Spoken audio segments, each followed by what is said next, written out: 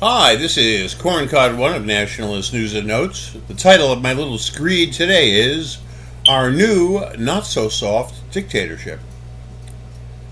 For a while now, I have dated the beginning of our new dictatorship as August 22nd, 2022.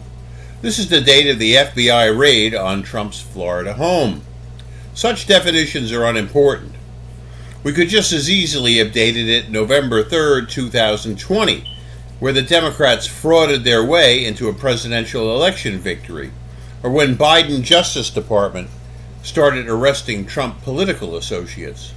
At any rate, it's time to realize we live in a dictatorship. What kind of dictatorship? I would say somewhere midway between authoritarian and totalitarian. Some observers in recent years have begun calling it a soft dictatorship, but we're way beyond that now.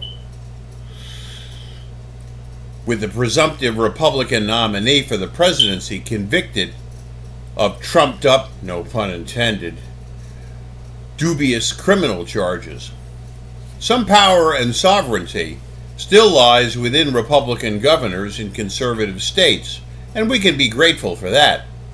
However, though some of these leaders have shown a little courage lately on immigration issues, we can't expect too much of them unless they grow backbones and prove themselves as real leaders. God knows at this point if the Trump conviction will result in either increased or decreased poll numbers for the Orange Man.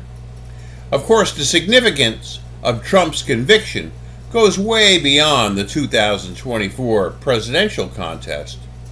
Those nationalists and hard-edged conservatives, like journalist Ann Coulter, who pointedly refused to support Trump, and I respect their opinion, are now going to have to live in an environment controlled by a one-party state, where the FBI and CIA will be weaponized against all serious dissenters, both Trumpers and anti-Trumpers. I can't see how the deep state will permit Trump to win the presidential election. I continue to believe that since the establishment was able to get away with stealing the election in 2020 without seriously being called to account, that they will give up on this successful strategy. I'm amazed at these very nice young MAGA election analysts on the web who tally up opinion data and have concluded for months now that Mr. Trump is on his way to election victory. We have become so used to elections that actually reflect the opinions of the electorate that many are convinced that a fraudulent contest is impossible, or that a strong pro-Trump outpouring of support will somehow carry the day. This is naive. All the fraudsters have to do would be to print up a few 100,000 more phony absentee ballots in 2 or 3 states, and that will effectively kill Trump. If good-hearted people want to vote for Trump as a show of support for a well-intentioned man, or send some money to his campaign, I can't condemn them. However, when we have another losing presidential election night, folks, for the time being, are they going to have to give up on presidential elections?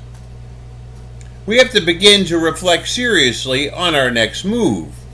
I lean towards states either declaring their independence or pulling out of the Union. On the other hand, my ears are open, and I'm willing to consider other ideas. Strategies like passive resistance and civil disobedience might be considered. One thing we can start doing right away is gaining control of Republican organizations on the state level.